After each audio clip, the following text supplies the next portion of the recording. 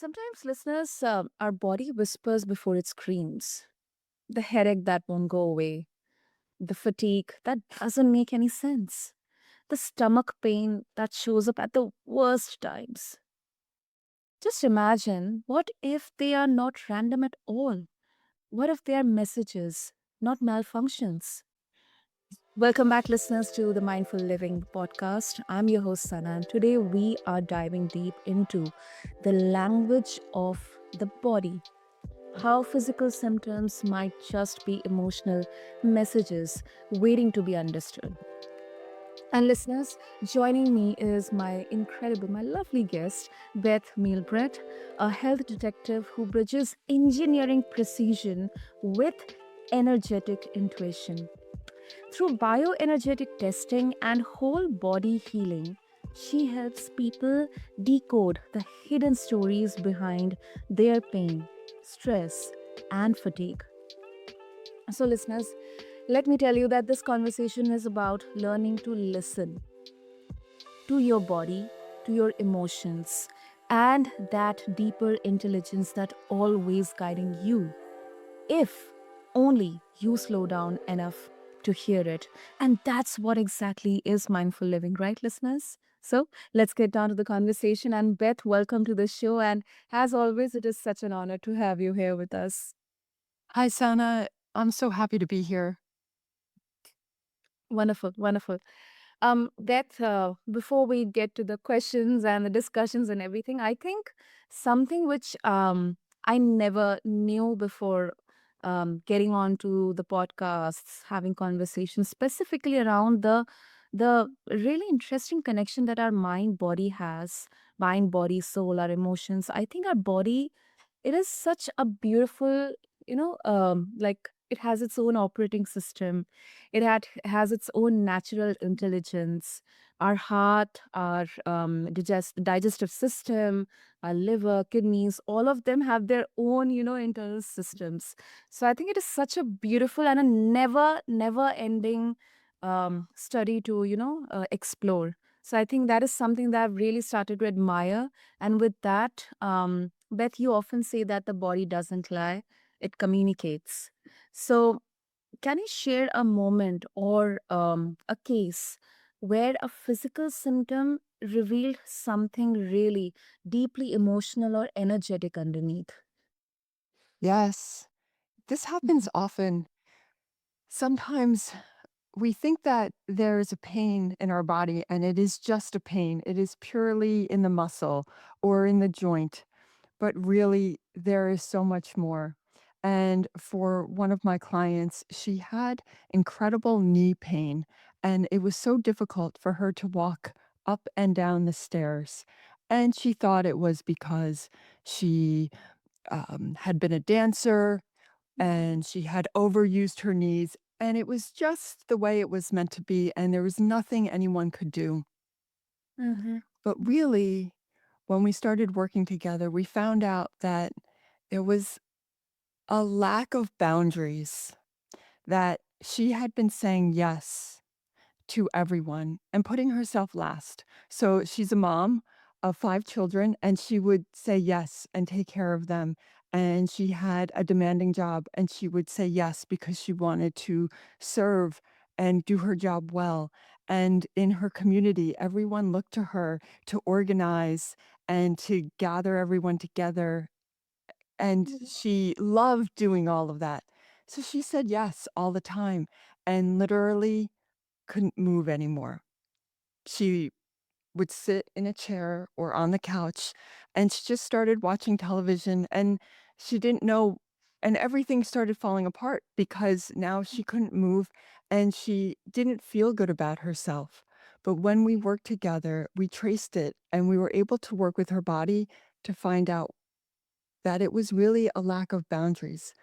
When she started putting boundaries back in place and Mhm. treated herself with the same love and attention she treats her children and her coworkers and her neighbors. She got off the couch. She got out of the chair. She started saying, "I'm going to take a walk today." And first she walked for 1 block, And then she walked around the block. And then she said, I want to go back to dance class. And she went back to dance class. And then she said, I think I would like a new job.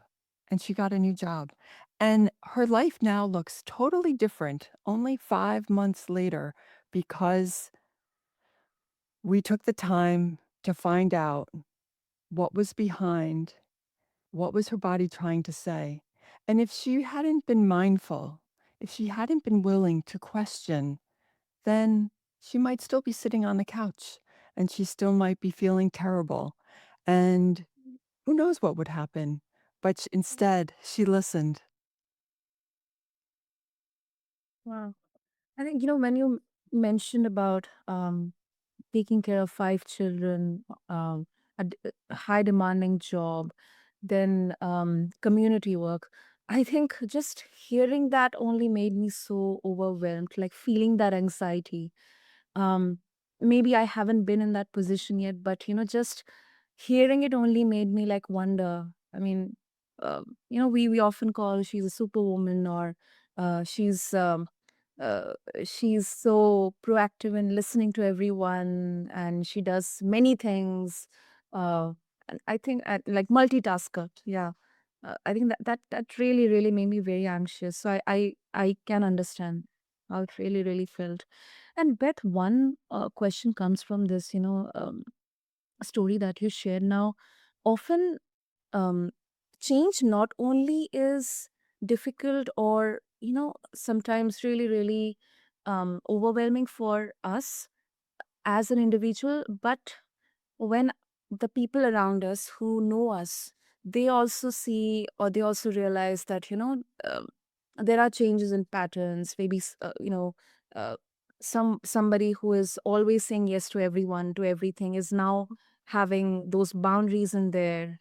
um, it kind of creates this very a huge misconception that, oh, she's now becoming selfish, she's now self-centered, so you are not a good person anymore because you're not doing anything for anyone now, or maybe you're doing less for everyone. How exactly do, especially women or men who are in those circumstances, they can navigate through that? It can be a challenge. And yet, we cannot give from an empty cup.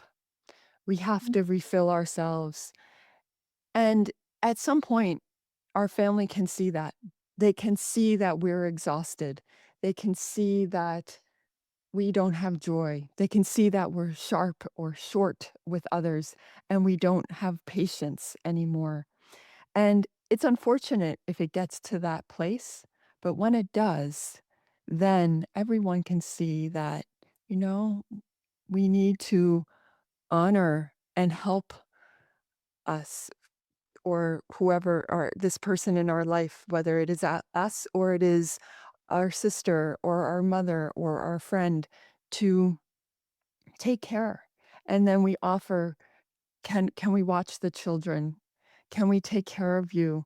Would you like to go outside and take a gentle walk? Would you like to come with me and have an enjoyable lunch somewhere and just relax and do something to refill yourself and have engaging conversation that's not about the chores and the responsibilities.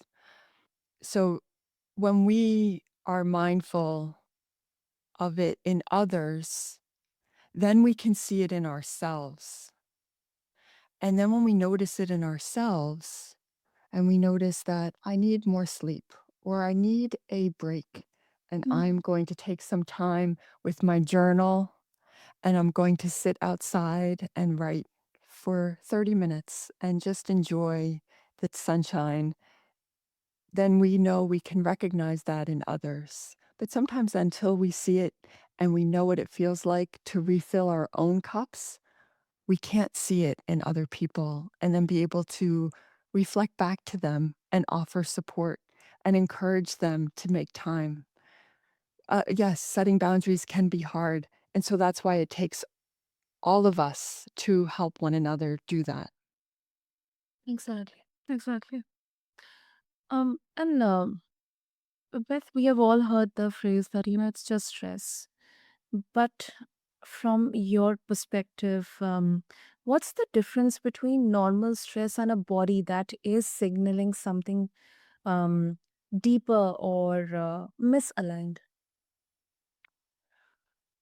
There is a normal amount of stress, but when that never goes away and we're always have a higher heart rate and shallow breathing and a constant tenseness in our muscles, Mhm. that doesn't feel good. And that means that we're burning through hormones and our nervous system is on high alert and it tends to wear out our endocrine system and it wears out our nervous system.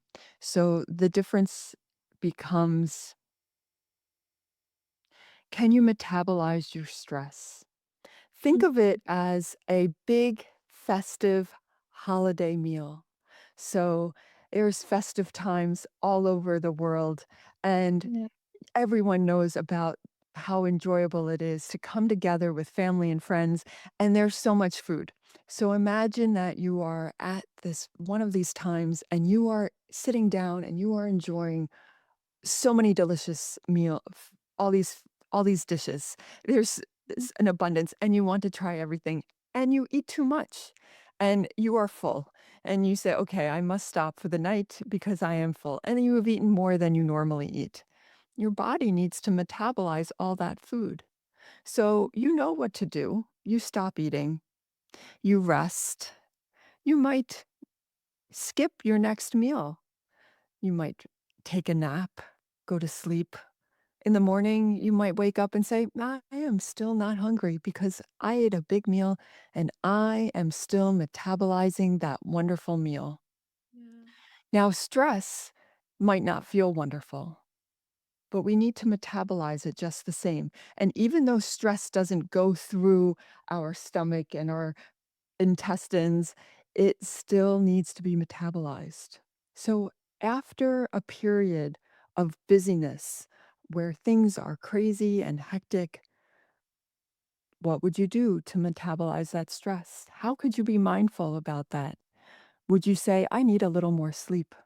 I need to take some time for myself. I'm going to postpone the cleaning because I need to take a walk. Or I really need to have a conversation with my friend to talk through some of this. How would you metabolize it? Just like you would a big meal. And then you will get back into balance and know what it feels like. And that will help you feel the mindful sensation between regular stress and big eventful stress events. Hmm. I think that is such an important, I think, very crucial distinction. Yeah. I mean, if and if stress is a messenger, Beth, that what is the healthiest way to respond instead of react, especially for people living in chronic fight or flight mode every day. When you're in the middle of or coming out of something very stressful, Mm-hmm. think of what your body needs and your mind. And your body has been physically burning through neurotransmitters and hormones, and all of the nutrients in your body are being used up. So now is the time for the healthiest food you could eat. When we're stressed, we might want to reach for chocolate or caffeine or candy or something that might be not so healthy for us, but it tastes good in our mouth. But our Yeah. body needs those extra nutrients. It's burning through magnesium. We need more zinc. We need all of those nourishing foods. Eat the fresh vegetables and the fruit. That is something you can do for your body to help replenish. Take care of your sleep. Prioritize that. Take a nap. Maybe you're not sleeping well because you're so stressed. Well, then block out block out 20 minutes for a short nap. It's okay. It's not a sign of weakness, it's a sign of taking care of your body. And then how can you help your mind? Can you listen to chanting or beautiful music? Can you write? Can you journal out your thoughts?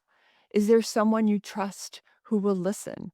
And that's not to dump all of your problems on someone else, but you might have a therapist or a good friend that you do this for one another. But how can you relieve your mind? And then also for your mind, how can you think of what is going well? And how might you take one beautiful step in the right direction? Step outside and look at the sunshine on your face. I live in the north and it gets cold in the winter. And right now we are shifting from autumn and it's getting cooler. So I treasure the sunlight and that is so nourishing to me. If you live somewhere where it's very hot, this might not be nourishing for you, but you will find what is rejuvenating for you. And take one small step towards something pleasurable that will help reset your mind and your body. Mm, absolutely. And that's really beautiful. That's really, really beautiful.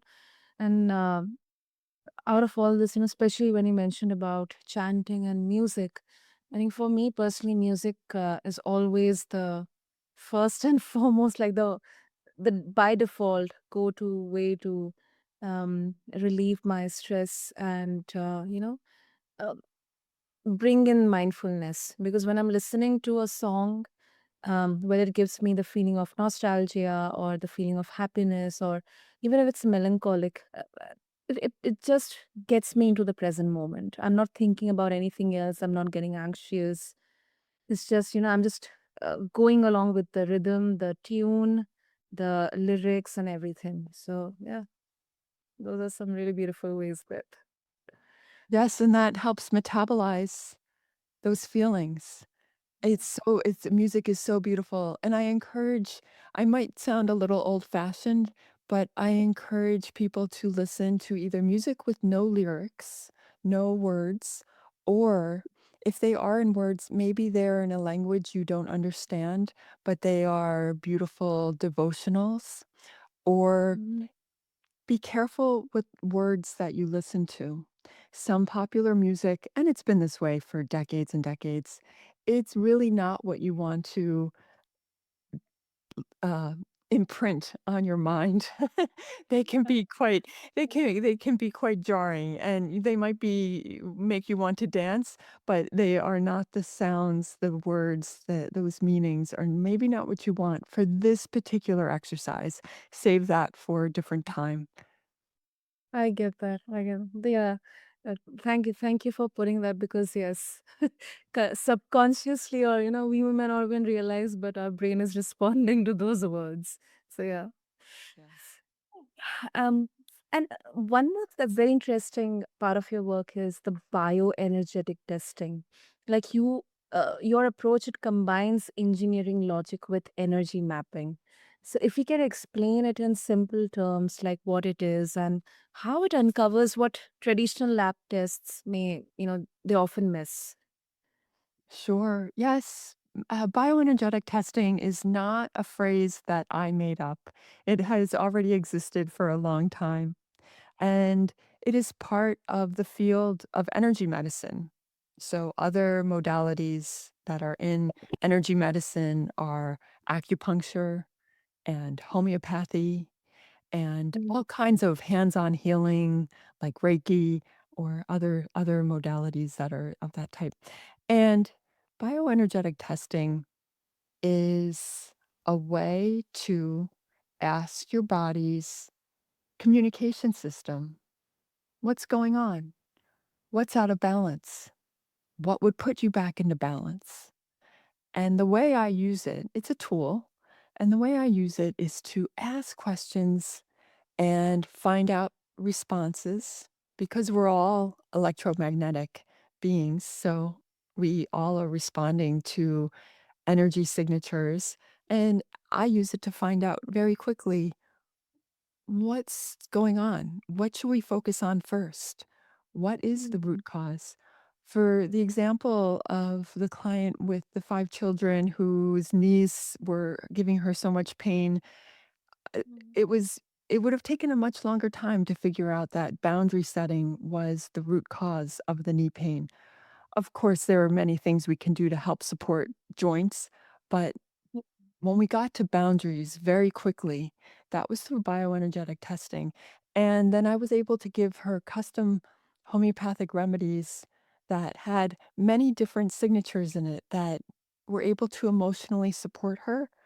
And bioenergetic testing will allow me or any practitioner of this modality to get answers from your body very quickly, bypassing the thinking brain. It works for both physical and emotional. And that's everything that we're talking about today. Mindfulness is knowing that your emotions and your body are all one and tied together. Wow. Wow. And I really, really, I think I really do understand that, uh, that this definitely bridges science with intuition. It's almost like we are not just scratching the surface level, but we are going down deep. We are reading the body's software, not just its hardware. But then at the same time, that I mean, we do have a time constraint, but I think this has to be discussed. Like the skeptics might ask, like, how can something digitally truly measure emotion or energy? So, what would you say to them, Beth? Well, it I use this technology. It is digital. I am a mechanical engineer, so I like data. I'm Mhm. comfortable with it. I'm also a Reiki master teacher and a homeopath, so I understand the hands-on work of it. It just allows me to go faster and ask questions. So if I wanted to ask the listener who is skeptical some questions, it could be done remotely. It could be done in person.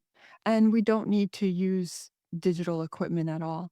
But if you're looking for a blood test to tell you what the root cause of your knee pain is, it's not going to be able to tell you because it's not designed to. It's not checking for that. There is no test for sadness or boundaries or grief in the blood. Mm, It's part of your energetic system.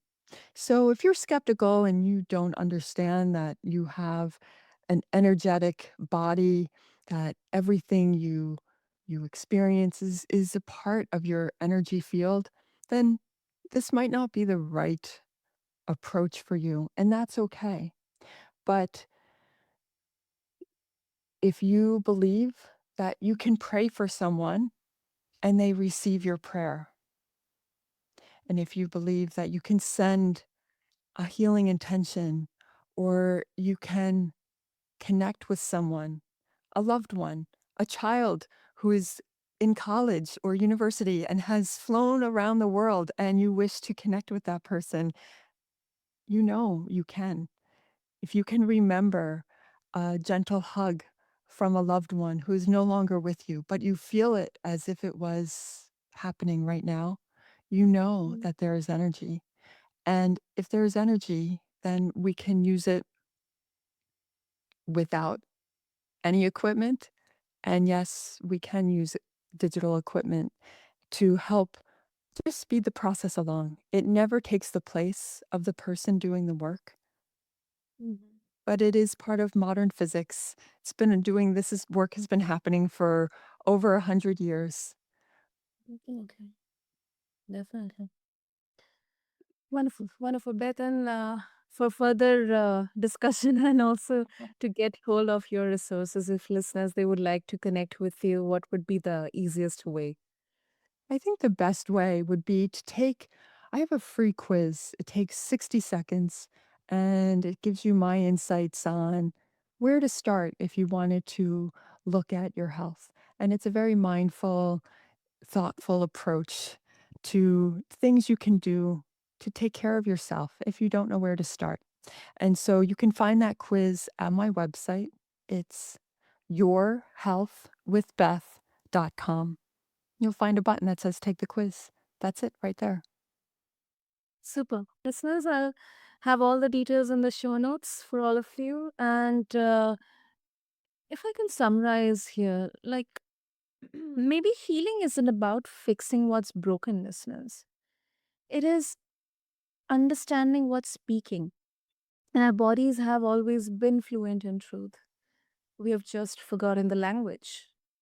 So, Beth, thank you so much for reminding us that every pain, every ache, every bout of fatigue, every imbalance might just be an invitation to listen more deeply. Thank you. Thank you, Sana. And to all the listeners out there, next time your body whispers, pause. Ask what it's trying to say. Because beneath the pain might live a message of profound healing. Until next time, stay gentle, stay aware, and keep living mindfully. Thank you.